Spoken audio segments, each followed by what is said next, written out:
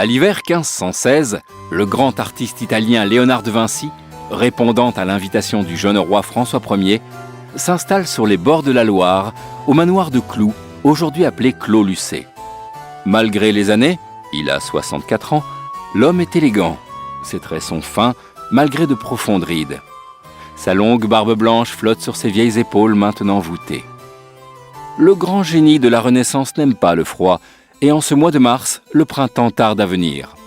Alors, il s'active au travail avec son collaborateur Melzi, qui veille sur lui. Venez, maître, votre toux m'inquiète. Approchez-vous de la cheminée. Diable, où donc est ces feuillettes? Tu as oublié que le roi m'a nommé son premier peintre et ingénieur. Je lui dois bien quelques études. Melzi, ma che stupido.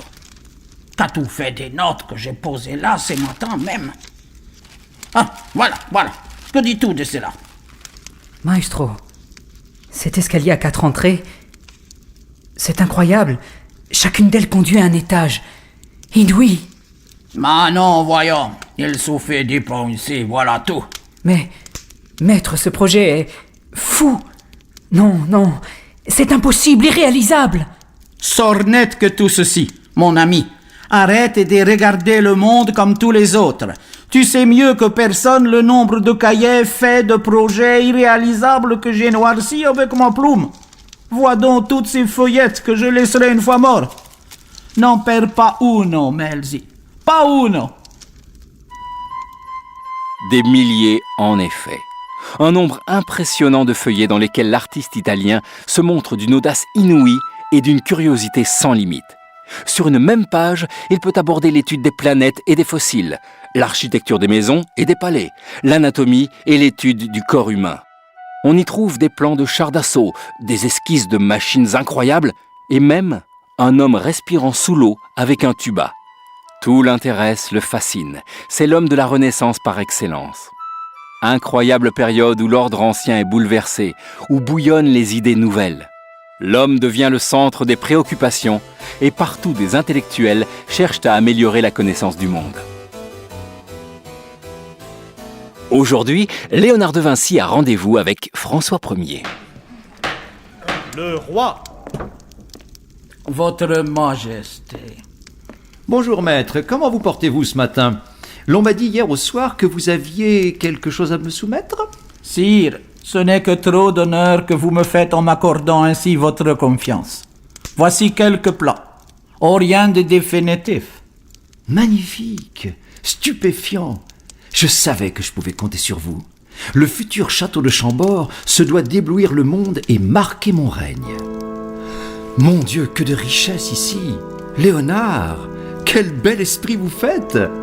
Et ces corps peints, sculptés, dessinés! J'ai digéré, non, disséqué bon nombre de corps humains, fouillant dans chacune des membres, écartant les plus petites parties des chairs. Après tout, sire, l'homme est une machine que j'aime à démonter pour en comprendre les fonctionnements. Magnifique, mon ami. Je dois vous quitter à présent.